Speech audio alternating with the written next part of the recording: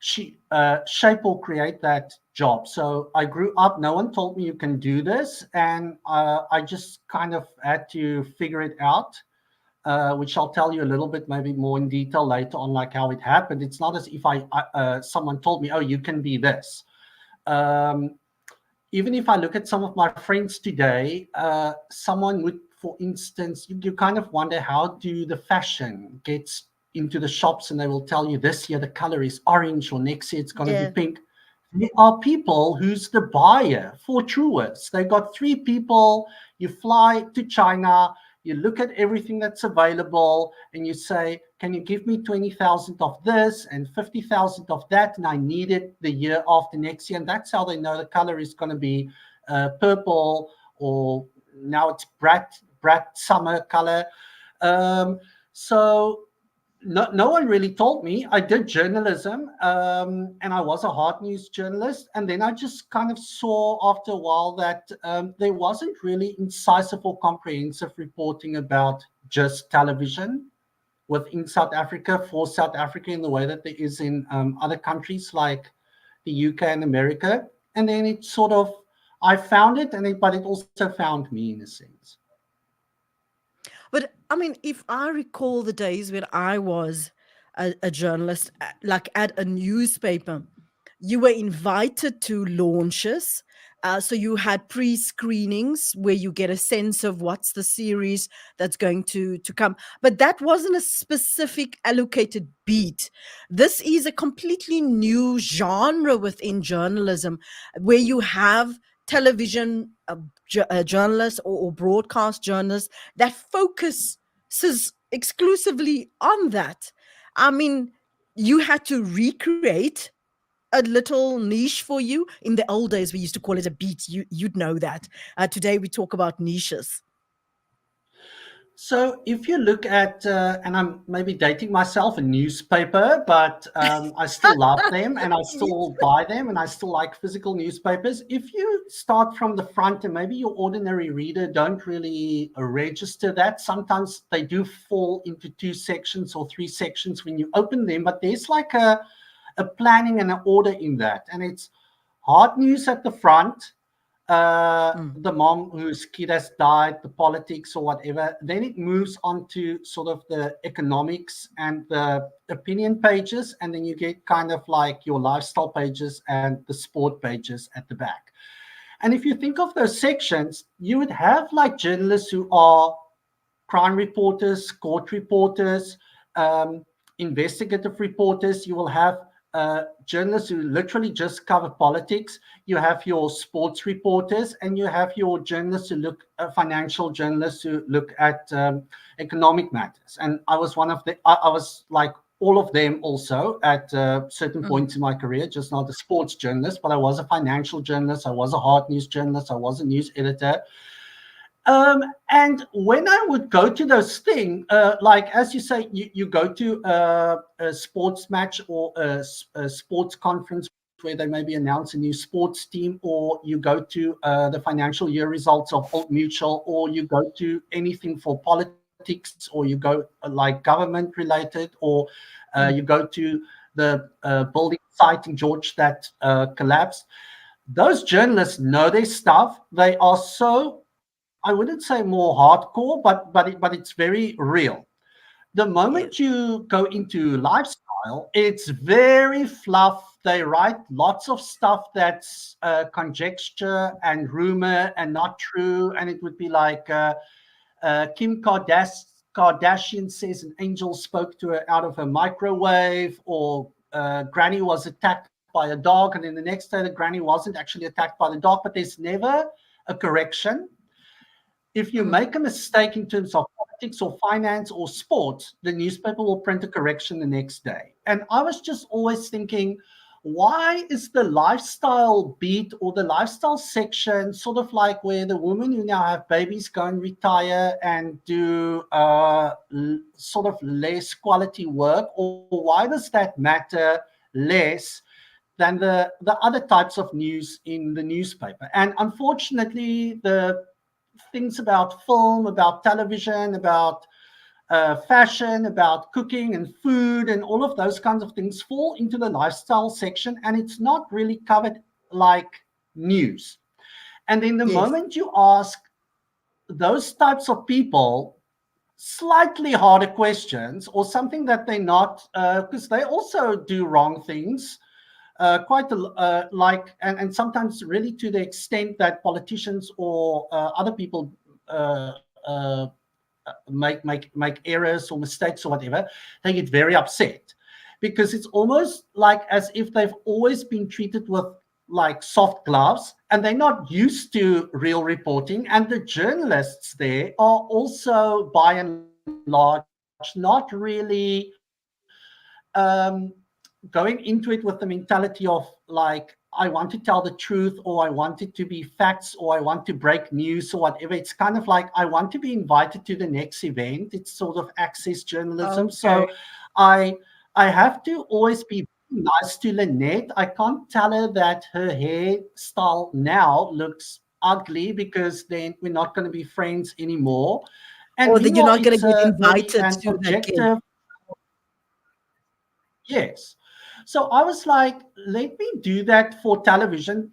I want to just kind of report on really what's happening, still also what's on it, but also a little bit about like what went wrong or what led to what you're actually seeing on television or what happened. So also growing up, like I would watch TV and we'd mostly just have the SABC in Craddock where I grew up. We didn't even have, couldn't even like get the signal of SABC3. And I would be, my mom would teach me how the clock works. And I would just know when the long arm gets to the 5 or the 7, it's my story. And I would literally sit there for 10 minutes before, and then it wouldn't come up.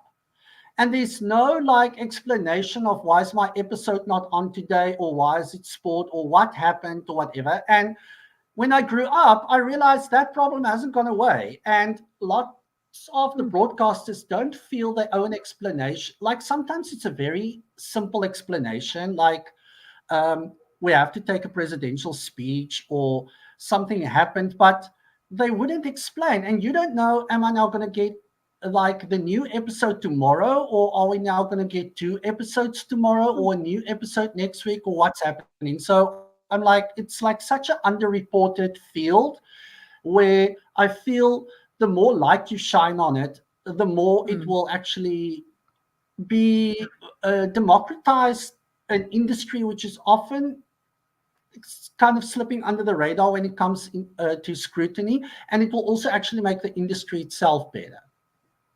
Do you think that there's a lot of assumptions regarding TV or the TV industry and reporting on it, that you get invited to all these shows, Miss South Africa crowning, that it's all about glamour and that there isn't really substance in that kind of reporting?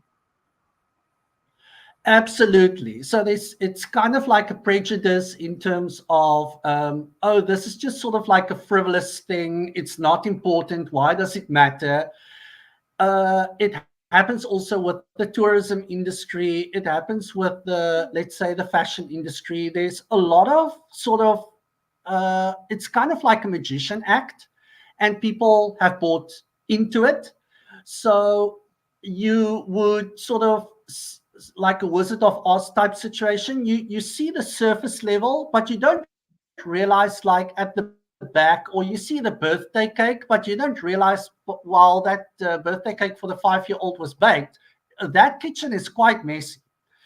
Um, and there's sort of like these tropes or these lines where there are then interviews with people and they will say, oh, we all got along and we all loved each other and no one fought and everything is just always pretty and stars and moonshine and sparkles. And it's not the case. And the fact that it's not the case doesn't mean it's bad. It's just life. I've not worked at one place where everybody has liked me or I have liked everybody, but we all work towards a certain point or have a certain goal. And the fact that I don't like Jackie on the 4th floor doesn't mean I'm evil or she's evil or that it's an evil place to work here. But for some reason, showbiz feels like, oh, we can't admit that on the cast or creatively or the director or whoever had differences or problems. It's all just perfect. And then when people walk on the red carpet, it's always just like, oh, what are you wearing? Um,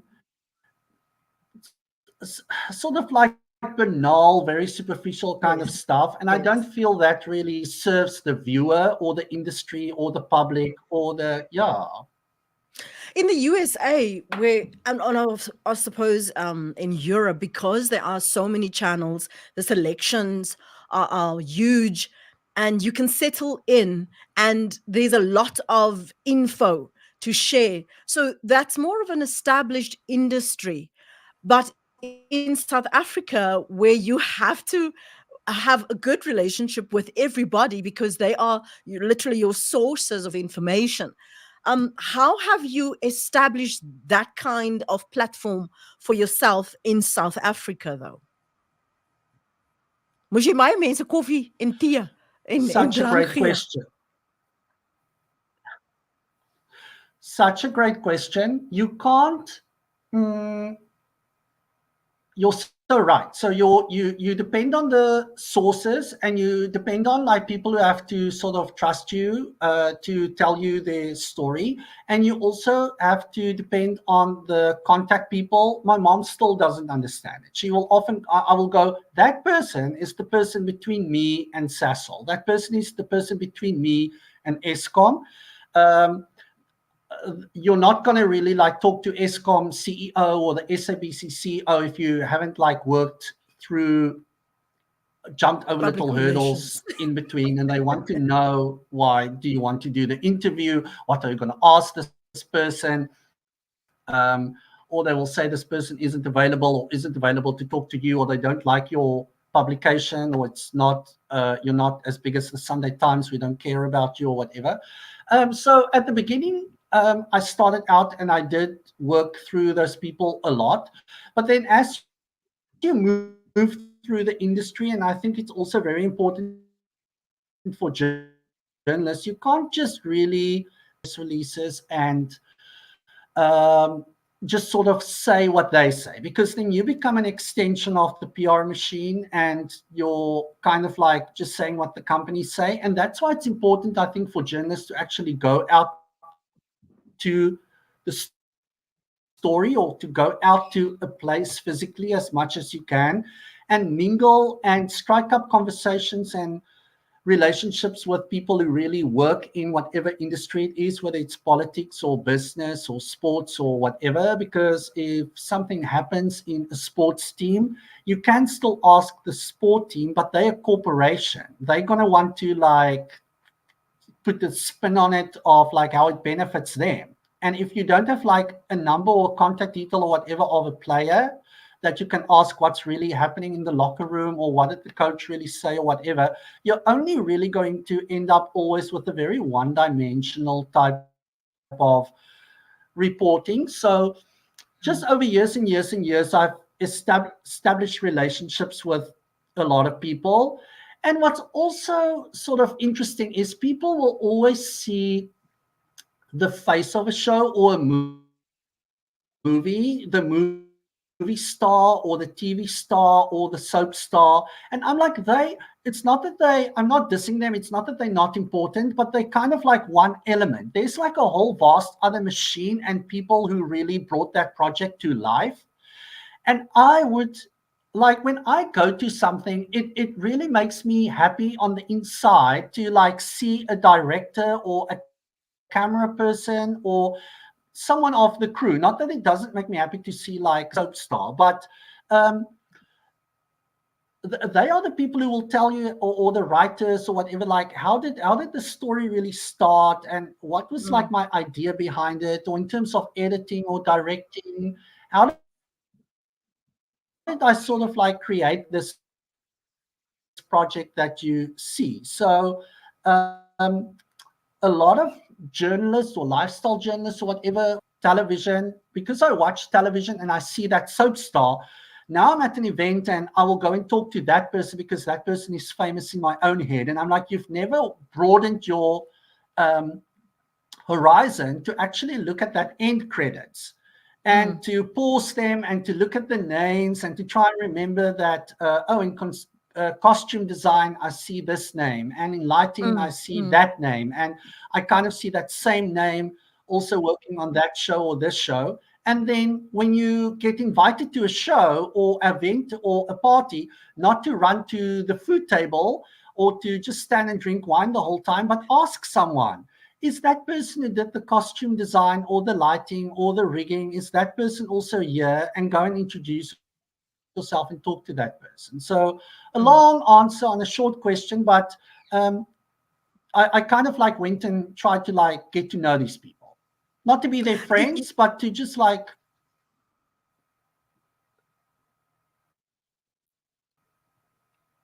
Yeah, I get you.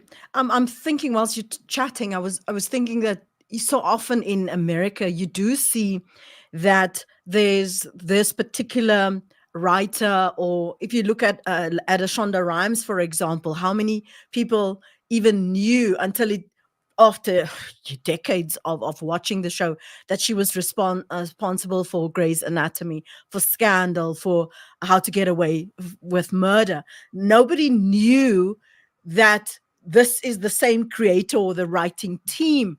Um, and only with time, and because of television journalists or entertainment journalists, as the more broader term, we get to know that there are people behind the scenes, people are responsible for those amazing costumes on Bridgerton, for example. So let me bring you back to South Africa, because obviously there needs to be a shift in how your work is viewed, because you're an extension of what is on television, and informs you, you're the middle guy, informs us as viewers when there are changes. So now I've noticed some changes, but I want to ask you, are soapies really, really big in South Africa? I want to ask you, I see a trend to more telenovelas, for example, on certain broadcasting channels. I think that is to save money, so that you buy it cheaply from other distributors, and then you dub it, and then you create a new soapy, and it's to save costs. But you also give opportunities for lesser known artists to showcase what they can do, because they're more voice artists now. So talk a little bit about the shifts that you have seen from the days that we watched what ek probeer nou dink wat techies, for example, or Bracken Jan or Dallas, and how you also see, if you look at the Dallas, if you look at the Dynasty, that there's a resurgence, Melrose 911, Friends, that somehow those classics are making a return. So let's for a moment talk about shifts, not only in South Africa, but in television internationally. So the reason that we're seeing Frasier again or Beverly Hills 90210 or any of those shows that we grew up with is because we now are sort of, I would say, in the middle of our lives, or the lives where we kind of make money and we can be consumers. And then they go, oh, we now want to sell ads, or we want to promote products to those people. So we're going to bring their show back that they will remember. The faces might be a little bit older, but the story or the idea is still the same. So we're bringing a Murphy Brown back. And then what happens is, because people might have forgotten about that show or haven't watched those episodes, but now we can put that show on a streamer like a Melrose Place, the old episodes. But if we do a little bit of new Melrose Place, it gives more value to that back catalog as well. So then we put the 10 seasons of a Melrose Place on streamer X. And as a streamer, we say we're going to do like 20 new episodes of Melrose Place, and then people might watch the new one. But so it's something for the people who want to relive the nostalgia. They remember the old one and they watch the new episodes. And people who might not have ever watched the old one will now go into the back catalog. It's also there. And then we keep them longer on the platform or on our channel. And then in terms of the changes, because traditional broadcasting is so under pressure from streaming, the budgets get cut, or they just have like less money. They can't do really everything anymore in terms of a buffet of, we're doing kids TV, we're doing sports, we're doing drama, we're doing comedy or whatever. ETV still does that. The SABC still does that. It will be interesting to see for how long they will be able to continue. But even if you look at like Mnet, they've long ago stopped doing like a 100 in terms of like, oh, we're offering every genre or whatever. So the TV channels are really under a lot of pressure in terms of being able to be everything for everyone. They're becoming a little bit more niche, like the pay TV channels. So you get like a travel channel or a cooking TV channel, and we're going to see maybe the broadcasting channels sort of move a little bit more to that way. And they struggle. So but for instance, the reason why Seven the Lion was cancelled and Isidingo was cancelled or Tobilling was cancelled or Igoli was cancelled and things like that. It's just such expensive shows with such, if you think there's a lot of, if you think of like a soapy, how many people you see on screen, there's even more people behind the screens. It's almost like a little primary school or a little high school. In a rural, I grew up in Craddock and our whole school was 300 people. And if you think of like a soap or a telenovela, there's more than 300 people working on a show like that. And you have to pay their salaries, but you also have to pay for every single thing that you see on the screen, from the couch to the flower to the wallpaper to the actors.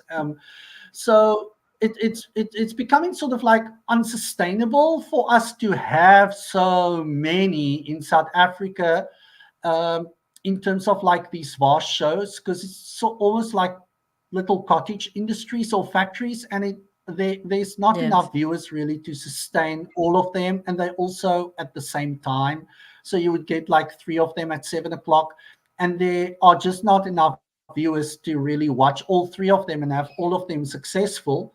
Maybe in America you can have three of shows at 7 o'clock, and they will all have like enough audience to be profitable, but it's not really the case anymore for us in South Africa.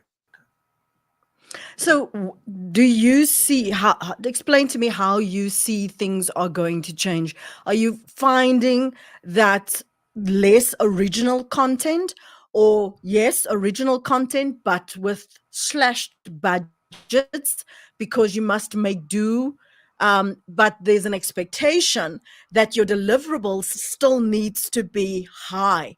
Because if I look at the knock-on effect of the strike, of the writing strike last year, and how many people even after COVID were put out of jobs because there was either not a budget or you just couldn't pay for a crew. So there is a crisis in the USA, for example. Do you see that there's a knock-on effect of that industry to what's happening in South Africa?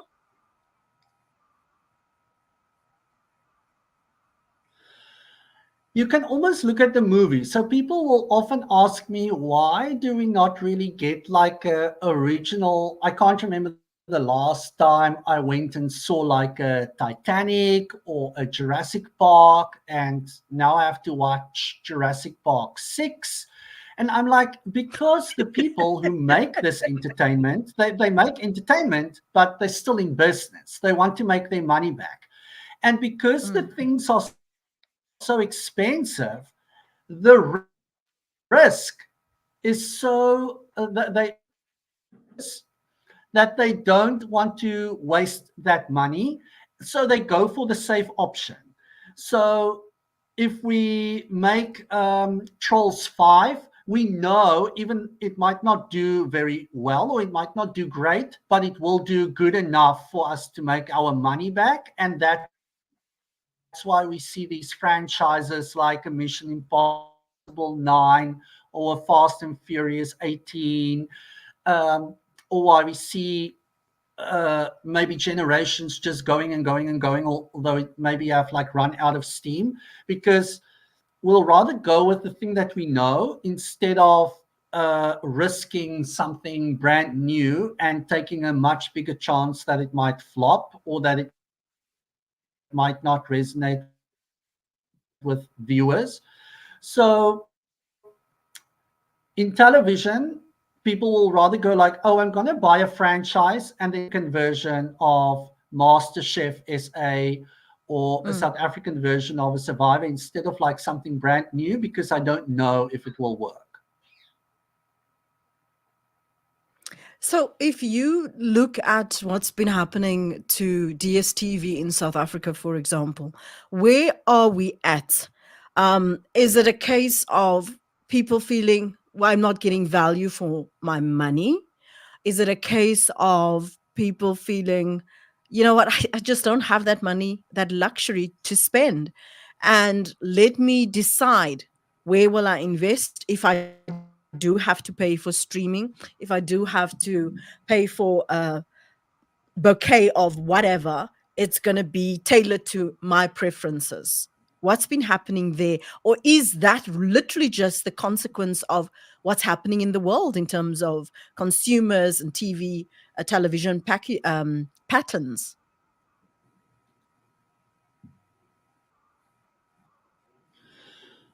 What's so interesting? So if you look at like DSTV, they've lost 1.6 million subscribers over just a year, which is shows you that, or let's rewind a little bit.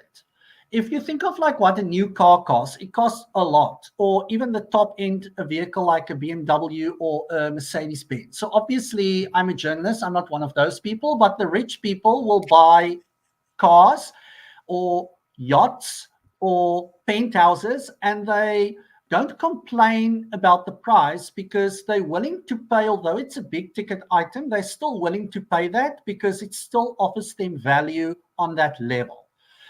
The same happened with DSTV, where people would be like, this is expensive, but I feel like I'm paying for what it's worth. And whether something costs 10 Rand or 1,000 Rand or R1,000,000, people will not even pay 10 Rand if you feel that this avocado is fraught and isn't good quality, it's old, but you're willing to pay a fair price or even a premium price, let's say for like, you go like, these oranges at Woolworths is really expensive for 50 Rand, but they're going to last longer than oranges maybe at another shop. So for a long time, DSTV has, well, it's always been expensive because it's paid television, but the calculus that the consumer made was that it is worthwhile. I'm paying a lot of money, but I'm getting what I'm roughly pay for. And clearly, when you suddenly lose 1.6 million people in 1 year, whether it's the people like on whatever package as DSTV Premium or the cheapest people, the people on the paying for the cheapest package like a DSTV Access or whatever, it's a very clear signal that the person who bought the penthouse or the Mercedes-Benz or the 20 Rand oranges no longer feel that that product for what I'm paying is worth the price. So if I'm an executive at MultiChoice, I would have to like go and sit, and hopefully they do it, like take a long, hard look at what is offering, given all of the competition and all of the options that people have available. For a long time, it's also sometimes been a case of my customer doesn't have an option of going to another shop. So if I'm the only one selling the oranges, they have to pay 50 Rand. And now people can maybe get an approximate service on a Netflix or something and pay a little bit less you might also get a little bit less, but you actually get more at a lower price. And then people go, okay, I can't pay 500 Rand for DSTV, but I'm willing to pay 100 Rand. I'm not going to get the sport or some of the entertainment options or lifestyle content or whatever, but I'm willing to settle at a lower price. Even though I get a little bit less, it's still 80% of what I was looking for or whatever. And as more and more South Africans come online and are willing to buy data and are willing to spend data on streaming entertainment or to like get video entertainment, I think all of the existing broadcasters and pay TV and all of these like existing ones that we've had will have to take a long, hard look at where are they and what value they offer for the consumer in an attention economy to go, I want your time, and this is what I'm going to give you back for your engagement with my platform. I love the fact that you talk about the attention economy, because that is what it comes down to, holding that viewer's attention and then capitulating on that with either added products. You said resurgence of certain shows that we see returning, because you're creating a new demographic, you're creating a new audience, and an audience that are captive. You're able to sell merchandise to them because you brought them in. So let me welcome those that who's joined us on the replay of this live stream. If you've only joined us now, I'm chatting to Thinus Ferreira in South Africa. He's known as TV with Thinus. That's the brand that he created for himself, and he watches television shows for a living. I said to him earlier on, biggest flex, reporting on what's happening in the industry. So if you've only joined us, that's the background and what we've spoken about so far. Is the changes not only locally, not only in South Africa, but also internationally. But Thinus had to create this gig for himself. He had to create and establish partnerships where people come to him and ask him. Do you often have to lead a lot of those public relations companies? They just issue you with a press release and want you to post it just like that, and you want to actually add some bells and whistles to it, and you want to take another angle to that. Did you have to educate them also in the way they communicate with you and the way you communicate then and relay that for your audience? Almost every day. And I'm sure, yeah, it happens every day, every week. It happened yesterday. I'm sure it's going to happen tomorrow. Um, and maybe also like a public access message that if you're going into public relations, or which is also a job that you can do within the media space or whatever, because that also happens. Everyone wants to be a real estate agent, or everybody thinks they can open a restaurant, or everybody maybe thinks they can be like become a publicist. Being a publicist, so like what often happens is like we will have PR companies, and they were like the PR company for, let's say, Pick and Pay.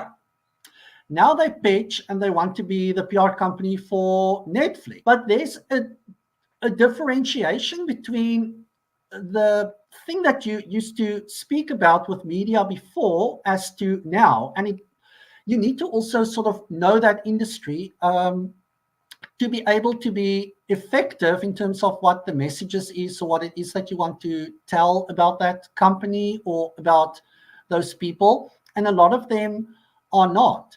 So they will know maybe the 20 journalists. Let's say you were the PR company for a politician, like let's say Helen Zille.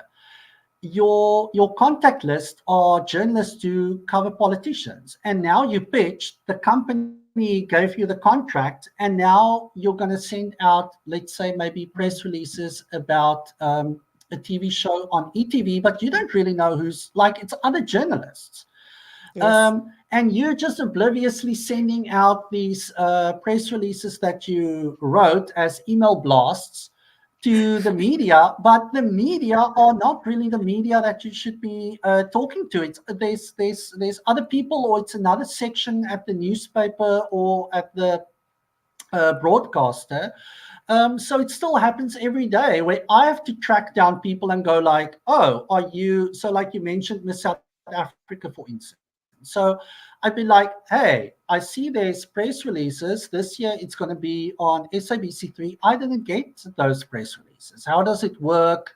Do you have the show logo? What's happening or whatever?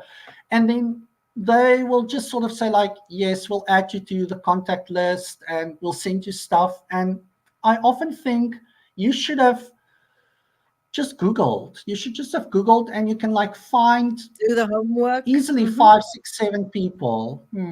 Yeah. I often see that as well. People send one press release, it does not get adapted or amended for the various journalists or publications, because everybody has a different market, everybody has a different audience, the way they communicate, it's not a one size fits all. And that's the public relations part. But I've also seen within the industry, people assume, okay, because this looks like a duck, quacks like a duck, it has to be a duck, but it's not a duck, you know. So I see that there isn't an understanding of who are you talking to, and I see it within television as well, within broadcasting. I want to bring you back to where you find yourself now in your life. There's so much that you've covered, and you literally have to have your ear on the ground to know what changes are coming, because people look to you. Why is my soapy not in that time slot? People are creatures of habit. If they watch the news at a certain time, they expect the news at a certain time. If they watch the soapy at a certain time, they plan their lives around that. So messing them around, in my opinion, is disrespecting them, disrespecting their attention, like you spoke about attention economy, disrespecting their time and the value that they place on that particular product. And that's the quickest way to lose the loyalty that you've invested in for so long. So I can imagine we've seen when Seven de Laan, for example, and some other soapies on other channels came to an end, people feel that they've lost a family member because they become attached. They form a relationship, even though they've never engaged with that person face to face. They form a relationship, they form a bond, they become loyal. And this is why the viewership for those various, and that's the justification, the viewership for those various shows are built over time. You don't disregard and wipe it off the table just because of an executive decision, because what you've put in and what you've gained. I mean, you spoke about, we saw it, we see it in this live streaming. If you cannot hold the attention and build on that and it becomes a brand, then you're missing the boat, you're missing the opportunity.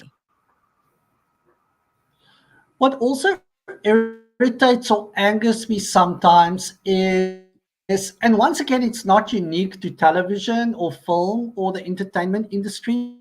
A lot of people are in it because it's just a job. They took a job Yes. so that, and I understand it, so that you can get debit orders that are going to go off at the end of the month. But there's not real passion in it, and you're in a job where you don't really want to know about it, or you do the bare minimum, and then a lot of these people make decisions that's not really the best or the most informed decision. And as you so rightly say, it then trickles down and it affects the person right at the bottom. What I also don't really like is that a lot of people would still sort of dismiss television or radio or people's pets or whatever as, oh, it's not really important. And I'm like, for millions of people in South Africa and around the world, that radio that's on the whole day, or that television that I have that appointment with tonight at 7 o'clock or 6 o'clock, or my pet or whatever, is not really me. It's really my family. It's really part of my family. And it's internalized into my whole being and their whole day around Yes. uh, my radio schedule during the day. I have to listen to the news and I have to listen to Lynette speaking and doing that show, or and then the weather, and then it goes through the whole day, and then you get to the evening. Um, and then to be sometimes so dismissive or callous or nonchalant about something that people literally schedule their whole lives around is really for me um, not good. Um, so the SABC, for instance, took off Muvango. It ran out of money. They only made 130 episodes in a whole season of a telenovela or soap for years, really 260 episodes, because that's how many weekdays there are in a year. So they only had 130 episodes. Then they said, okay, we will bring it back. It's going to have new actors in it. It's going to have a new title sequence, and it's going to have a new logo. Then, and they said it's going to be back on the 5th of August. Come the 5th of August, it didn't come back. No explanation to us as the media or even the viewers, just something small on Twitter. After they said it would come back on the 5th, then it comes back on the 12th. No new logo, no new opening title, and no explanation. And then when I ask nicely, why is there not a new logo, or why is there not a new title sequence, they get upset towards me for asking a very basic question, and also no explanation. And for me, that speaks to sort of like the disrespect of people who've maybe watched your story or a product or something for like 23 seasons, and then you take it off, there's a break, and you make certain promises, but you can't even sort of then fulfill the small promises. So it What just what what would you um expect? What do it's you not that want I from personally then feel anything, but I just feel like you need to explain, or you at least owe an explanation. of why things are the way they are? That's your expectation, so that you can relate to your viewers.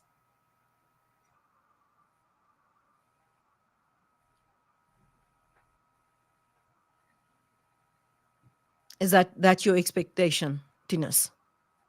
Oh, sorry, I just missed the question. Sorry. Yeah. No, I'm asking, is that what is your expectation, that they give you an explanation so that you could relate it to your relay it to Yes. your So viewers? I feel like yes, sorry. I feel like if you are paid to communicate, and that's not just for television, that's everywhere. If you're the messenger of the king, whether it's in whatever industry of the president, of the head of the company or whatever, that job means that you are really in that job to do the ugly. You have to take the arrows that the media shoot because you're standing in the way of your boss. So if you get questions, you don't have the option of not responding or not replying, because the media Mm. who comes to ask you something, it's not me as Lynette asking or me as Tina's asking. I'm asking on behalf of the public.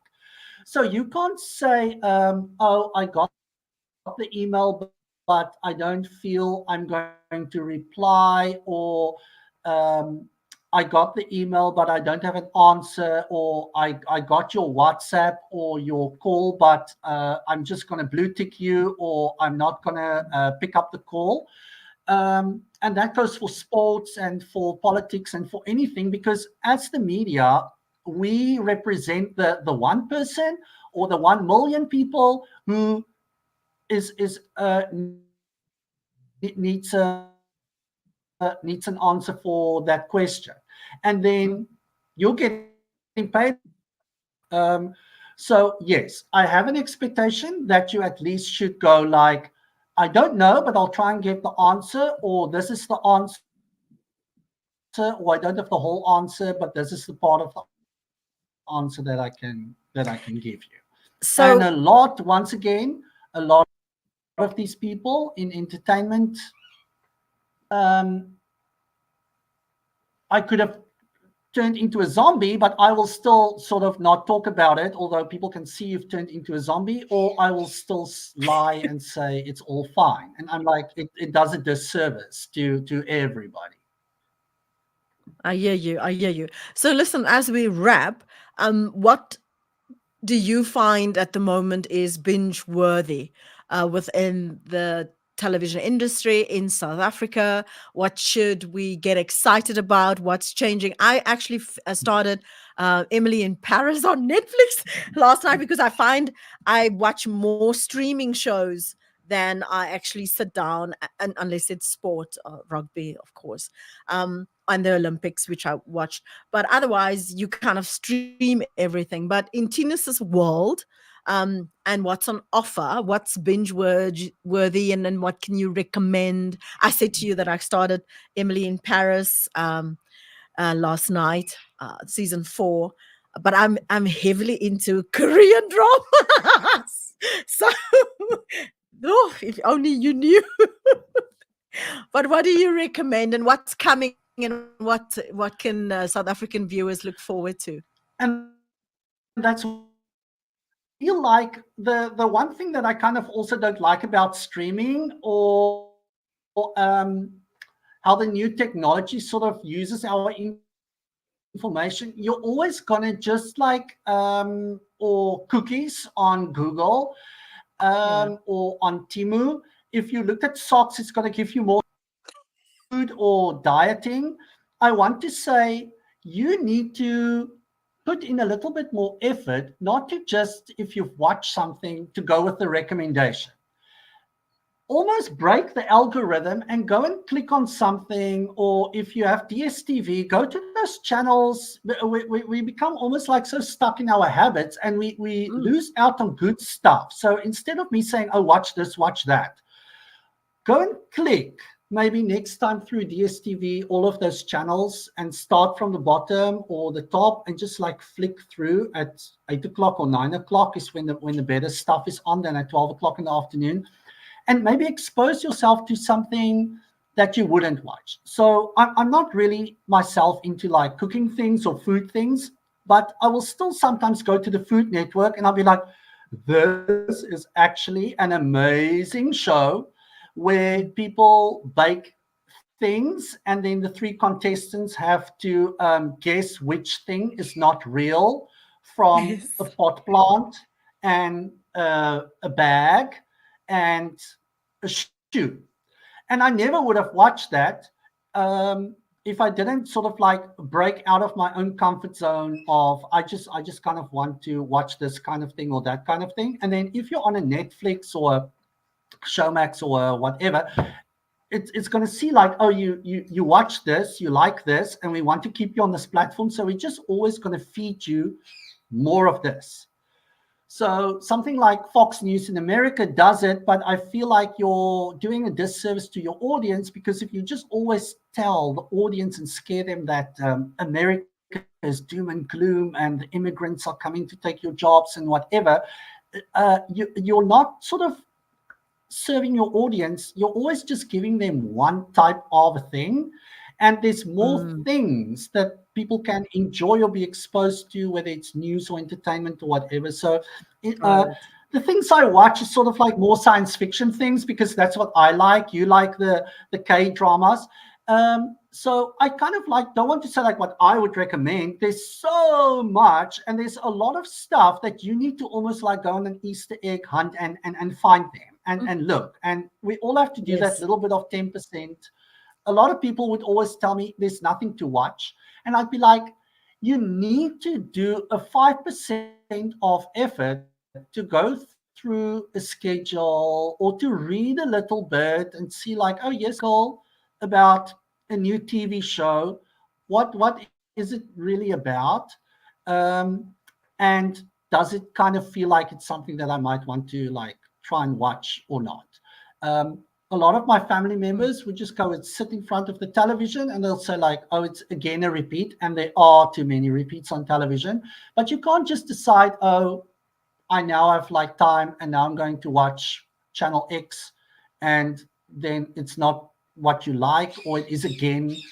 My dad will watch the same episodes of a crash disaster on National Geographic. They only make about 10 a year. And then he complains, why are there not more episodes? And I'm like, Dad, there are other episodes, but uh, they can't make aircraft fall out of the sky or air crashes. They have to wait for it to happen. So they're never going to make more than 10 episodes. And if you don't watch wider than just National Geographic on channel 181, you are going to run out of stuff to watch. You need to widen. It can still be like your love, that channel, but you need to augment it and add a little bit. I was listening to you and I'm thinking, when I was growing up, I used to be, I was 6, 7 years old when television 6 years old when television started in South Africa. And I recall rushing because I wanted to always watch Haas das Siniskas, because I felt all grown up knowing what's happening in the world. And that's one of the reasons that I became, and I love television, and besides books and so forth, because I thought if a rabbit can do that, can tell the world the news, I'm sure I can do that too, and I can probably be a little bit better at it. But that's how television has grabbed our attention and our imagination. And I recall days gone by where you had certain shows that really defined where you were at, either as a child, as an adult, or in your life. And television still holds that fascination, and I mean fascination that we see. And now it's just gone to streaming um, platforms like the Netflix, not like the Showmaxes and Hulus and all of those. I want to thank you so much. I found this so entertaining. I loved understanding how your world works, because I'm more in hard news and actuality, and the K dramas was my escapism, because everything is so sweet and innocent and beautiful, and there's no real conflict. But even that genre is changing. Thinus Ferreira, thank you for establishing for your own little niche in South Africa. Good luck with your work, and it was really so interesting to understand your world better, from your point of view. So baie dankie vir jou tyd, en ek sien uit daarna om weer te lees en te sien waar kan mense jou kry. As jy net op Twitter, op X, ekskuus, op X, of op Facebook, waar kan hulle jou kry en hoe volg hulle jou?